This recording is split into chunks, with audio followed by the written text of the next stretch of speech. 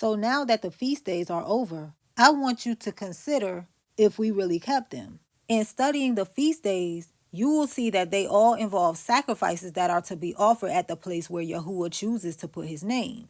And no such place exists on the earth at this time.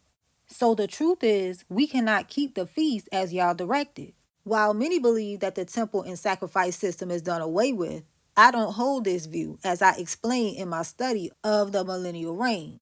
And a couple of years ago, I really began to think about this missing component that is so central to the feast days, and to consider how we should be commemorating them without it.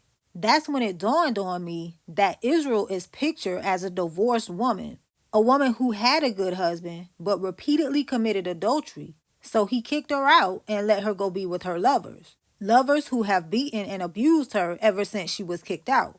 And trying to keep the feast is like going to the restaurant where they used to spend all their anniversaries sitting down, eating, and celebrating alone. Now let me be clear. I am not saying that God is not present with me or anyone else who honors his appointments. But I am saying that whatever way he shows up pales in comparison to how he showed up and will show up in his land.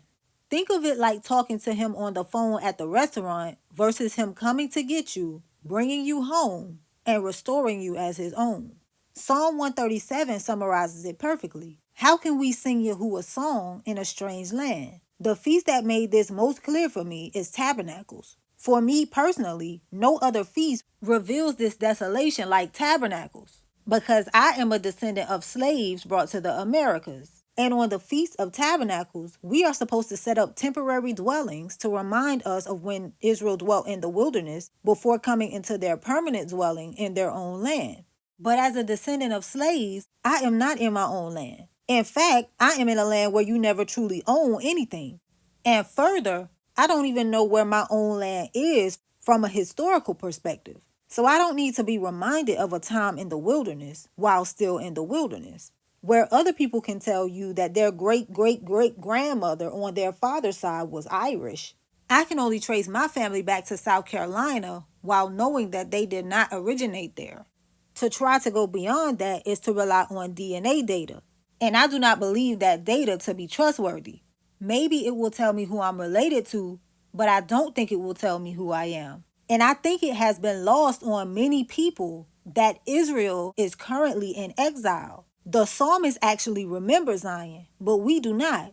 Even if you don't believe we are Israel, they would have to be in a similar or worse state, because Yah said that Israel would be scattered.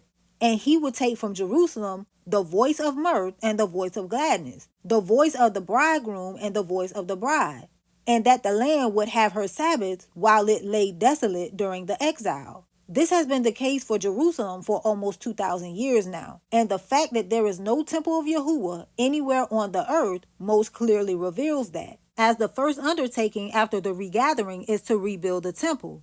Psalm 126 verses 1 through 4 speaks to the sentiment after the regathering, but that's not where we are as of right now. So what should our disposition be during the feast days? If we continue in verse 5, it says, "They that sow in tears shall reap in joy. He that goeth forth and weepeth, bearing precious seed, shall doubtless come again with rejoicing, bringing his sheaves with him." For me, the answer came while reading Zephaniah 3. It starts off the same way, anticipating the regathering in verse 14. But then in verse 18, Yah says that he gathers those who are sorrowful for the solemn assembly.